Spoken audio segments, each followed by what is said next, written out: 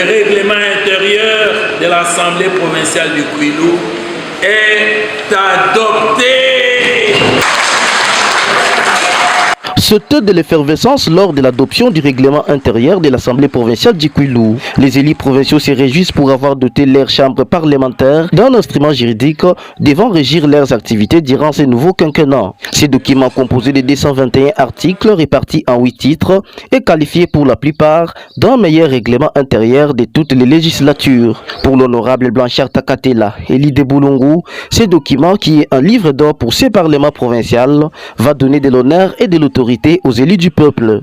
Aujourd'hui, au niveau de l'Assemblée provinciale du Kwilu, nous avons adopté un règlement qui va donner de la fierté aux députés provinciaux, qui va donner de l'autorité aux députés provinciaux, qui va donner l'indépendance aux députés provinciaux, qui va donner l'inviolabilité même de notre Assemblée provinciale. Parce que vous savez que l'année passée, l'Assemblée provinciale, c'est pas l'hémicycle, était même violée par n'importe qui.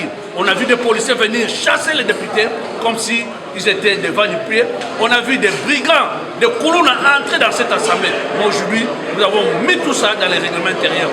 Celui qui osera le faire encore, la loi va l'arrêter. Occasion faisant les larrons, Blanchard Takatela, habitué à plaider pour la cause commune, a lancé un cri d'alarme auprès du chef de l'État, Félix-Antoine Tshisekedi Tshilombo, à revoir les conditions de vie des députés provinciaux nouvellement élus qui sont jusqu'à ce jour impayés depuis le début des travaux de la session extraordinaire. Tous les députés que vous voyez ici, depuis qu'ils sont là, depuis le 29 janvier, ils n'ont touché aucun rond. Pas seulement de l'Assemblée provinciale du Kwilu, mais de toutes les assemblées provinciales. On nous apprend aussi de même l'Assemblée nationale. Nous ne savons pas. Toute une session extraordinaire qui a commencé et qui touche à sa fin, les députés ne sont pas payés.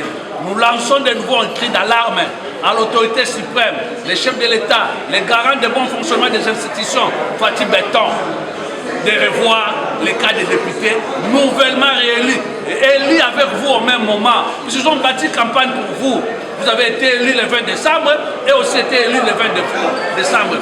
Mais voilà que les autres institutions touchent déjà, mais les députés partout, toutes les assemblées, personne ne touche encore.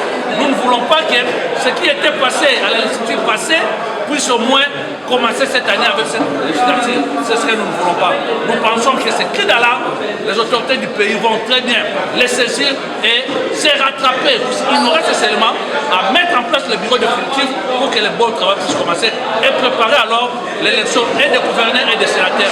On ne veut pas que ces élections-là trouvent des problèmes par manque de paiement des députés provinciaux. Rappelons que cette adoption du règlement intérieur a eu lieu le mercredi 27 mars au cours d'une plénière présidée par le président du bureau provisoire Nsaman Lutu Oscar. En adoptant ce règlement intérieur, le bureau provisoire se rapproche à la fin de sa mission.